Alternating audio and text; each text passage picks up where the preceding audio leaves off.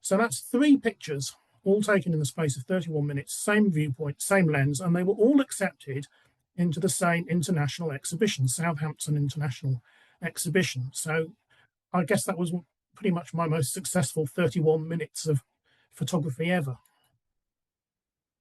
I'd spent years trying to get this one to effect. I wanted a dusting of snow around it.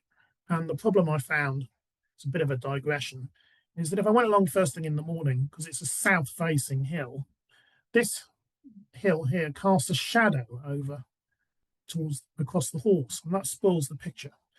And if I waited until mid-morning, when the sun had moved round and the shadow of the hill has gone, the snow had always melted. I needed to go not on a sunny morning, but on an overcast day, because on an overcast day, the snow won't melt.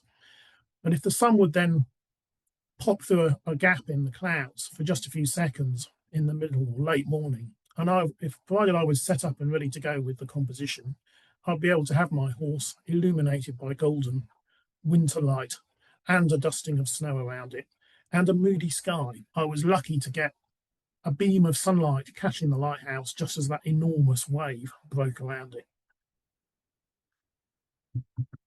I would suggest that one of my top tips to go away with from this presentation is if you want to make something look bigger in a composition, try walking away from it and using a longer lens. Which of these 3 mountains is the steepest and most impressive?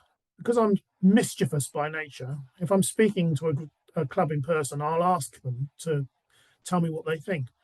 But the answer is, it's a trick question, and it is in fact 3 views of the same mountain, Villarrica volcano in Chile. So we don't have the top.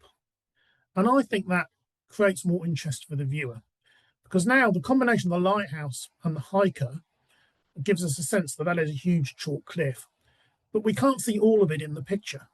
And we're left wondering, well, just how much more of that chalk cliff is there? And I think that creates more engagement with the viewer.